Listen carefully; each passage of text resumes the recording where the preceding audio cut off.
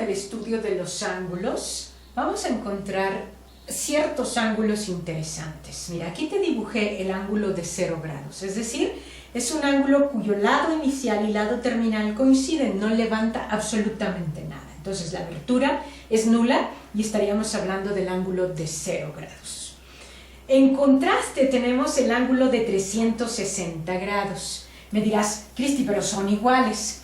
Fíjate que no, el ángulo de 360 grados abrió, levantó y volvió a terminar donde mismo.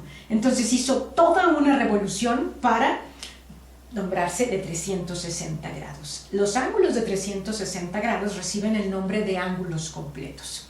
Luego tenemos los ángulos de diferentes magnitudes. Chécate, por ejemplo, tenemos el de 90 grados, el de 180 grados, como lo puedes ver aquí. El de 180 grados abre, llega al ángulo de 90 y termina en la misma recta, es decir, su lado terminal y su lado inicial están sobre la misma recta, pero se extienden en direcciones opuestas. Este es el ángulo de 180 grados.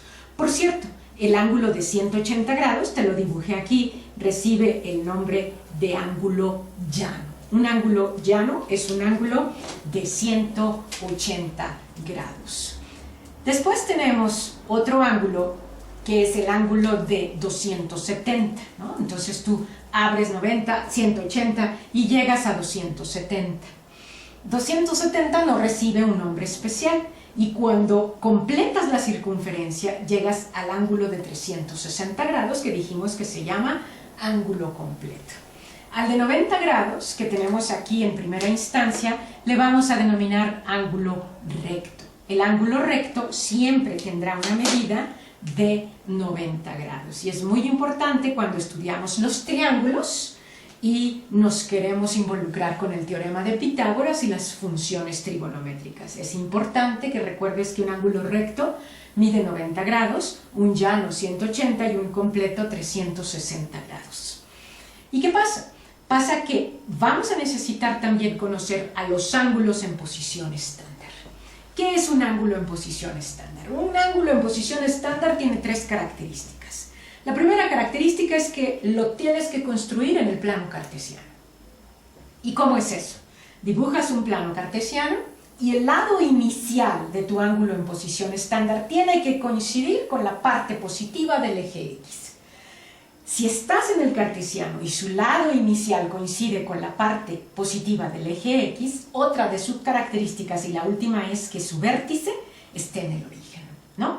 Entonces lo abres siempre con vértice en el origen y empiezas a tomar mediciones. Abusado. Todos los ángulos que se miden en posición estándar en contra de las manecillas del reloj reciben el nombre de ángulos positivos. En posición estándar y en contra de las manecillas del reloj son ángulos positivos. Si están en posición estándar, es decir, la parte positiva del eje X es su lado inicial, el vértice es su origen, pero se abren en favor de las manecillas del reloj, entonces son ángulos negativos. Aquí te estoy dibujando un ángulo de 120 grados, le estoy llamando teta. Entre paréntesis, las letras griegas, alfa, beta, gamma, teta, también se utilizan para nombrar ángulos. Entonces te puedo decir que mi ángulo teta mide 120 grados positivos. Pero aquí te estoy dibujando otro ángulo en donde el lado terminal, fíjate bien, el lado terminal y el lado inicial coinciden con mi ángulo teta, pero no mide lo mismo. Como está medido hacia abajo, mide negativo y mide 240. Chécate, 90, 180 y 60 más 240. El otro es 90 más 30, 120.